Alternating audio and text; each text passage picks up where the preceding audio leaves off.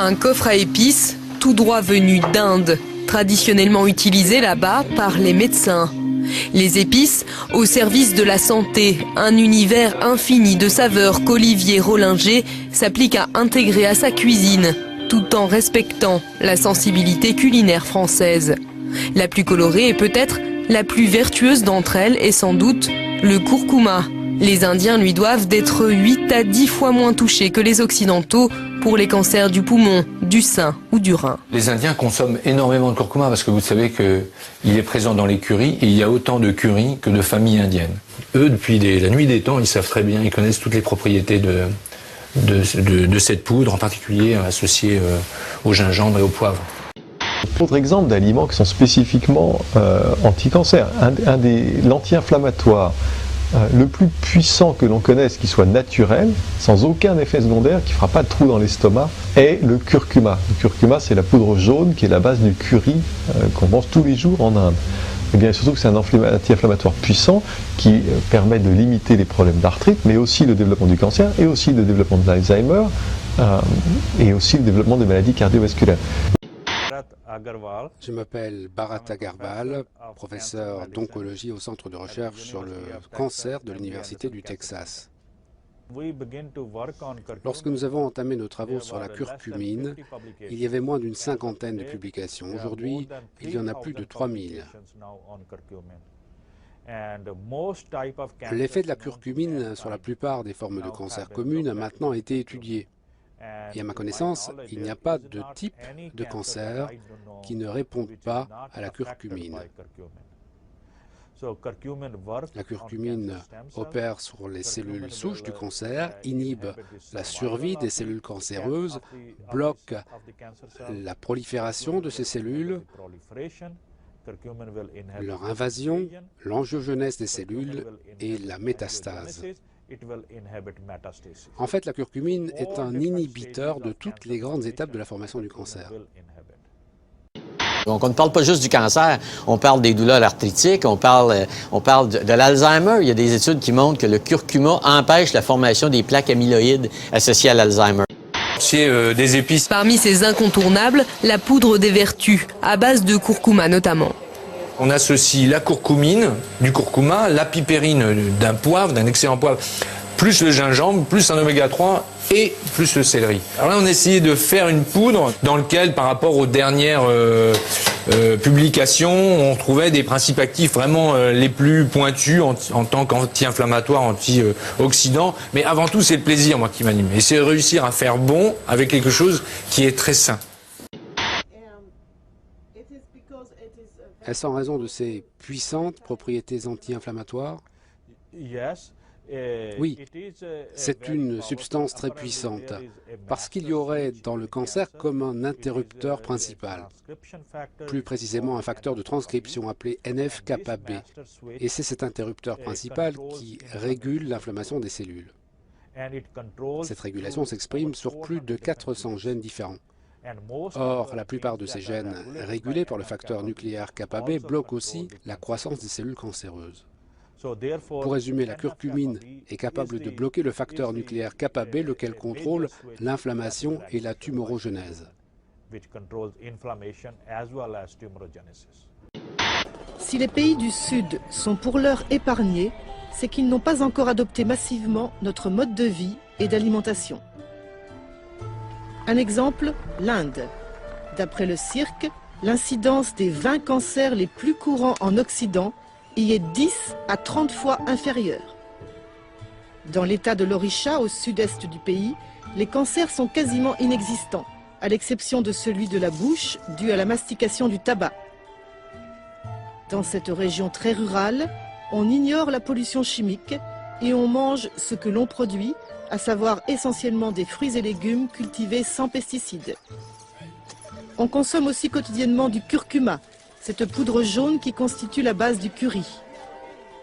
Connus depuis la nuit des temps, ses pouvoirs anti-inflammatoires et donc anticancérigènes ont été confirmés dans plus de 3000 publications scientifiques.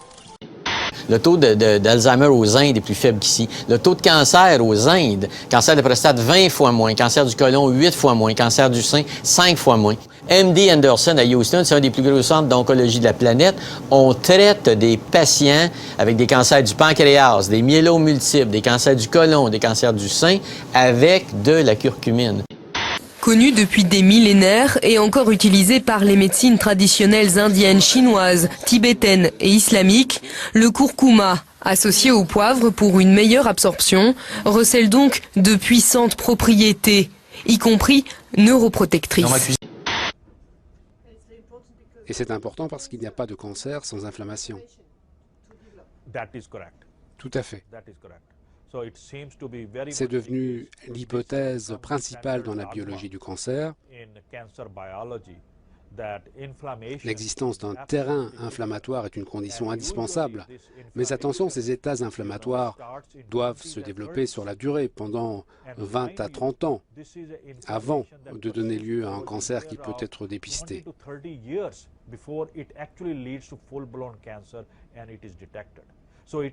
Et ce sont ces états inflammatoires chroniques qui persistent durant de nombreuses années qui risquent de déboucher sur un cancer. Que quand vous prenez du curcuma, votre intestin ne l'élimine pas et vous augmentez de 1000 fois la biodisponibilité du curcuma dans le sang. Donc, prendre un curcuma sans poivre noir, c'est presque pas efficace.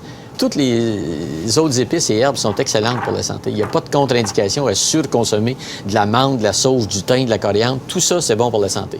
Il faut arrêter de penser qu'on donne le goût avec le gras, le sucre, le sel. Il faut donner le goût avec les épices, les herbes, les aromates. Toutes les épices, toutes les herbes, les aromates ont des molécules qui sont bonnes pour la santé. Prolonger la vie, retarder l'échéance le plus loin possible. C'est l'objectif du docteur Mouissé qui, depuis 18 ans déjà, s'intéresse aux propriétés anti-cancer du curcuma. Ce patient est atteint d'un cancer du côlon et depuis 6 mois, il prend à chaque repas ses gélules à base de curcumine, l'équivalent de 200 cuillères à café de curcuma chaque jour. Une aide qui vient s'ajouter à son traitement. Côté la chimio, et puis d'un côté, tout ce qui a les compléments que ça peut apporter, autant en profiter, je veux dire, c'est pas ça. J'aurais jamais cru peut-être que j'en arrive là, mais finalement, je tiens tellement à ma vie, je veux dire, que finalement, moi, je n'ai pas eu de contraintes, je n'ai pas de malaise, je n'ai rien du tout. L'avantage, c'est que déjà, je ressens dans mes articulations, je n'ai pas de douleur. Alors que j'ai travaillé 35 ans au fond de la mine, je travaillais, c'était pas plus haut que 1,50 m, là, j'étais toujours plié. Maintenant, vers la suite. Et la curcumine bloque-t-elle l'action des carcinogènes que nous avons tous dans le corps? Oui, beaucoup d'études, entre 500 à 1000 études, ont montré que la curcumine bloque la carcinogenèse, tout simplement. Ici, nous voyons des cellules pancréatiques cancéreuses durant le processus d'apoptose envers les cellules vivantes.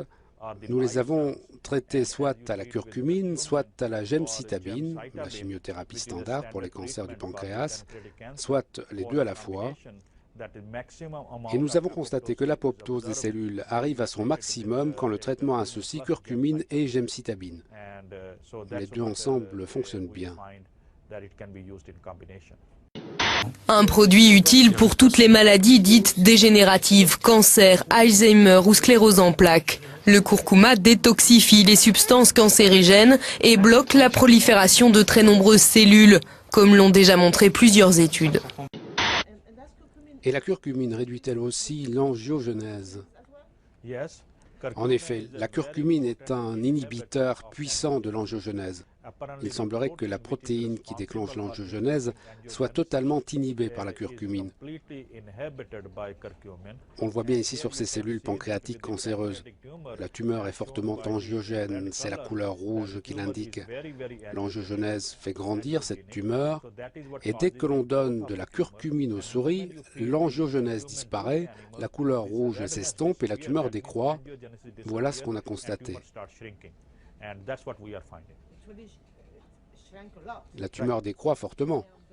Et les vaisseaux sanguins disparaissent? Oui, et on peut dire que la curcumine est un puissant facteur anti-angiogénique. Dans certains végétaux qu'on consomme qu'on appelle des fruits et des légumes, on retrouve également des molécules qui, pharmacologiquement, ont le même effet que certains médicaments de chimiothérapie. Certaines de ces molécules-là sont cytotoxiques. Elles détruisent les molécules cancéreuses. Certaines de ces molécules-là sont pro-apoptotiques. Elles induisent la cellule cancéreuse à se suicider. Certaines de ces molécules-là sont anti-inflammatoires. Elles bloquent l'inflammation dont la cellule cancéreuse a besoin pour favoriser son développement.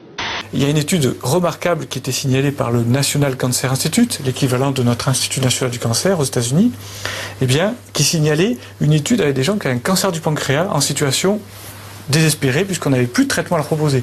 Il y avait quand même 4 personnes sur les 25 qui ont vécu largement au-delà de ce qu'on espérait, dont un qui a vécu 2 ans et demi, avec uniquement un traitement par curcuma.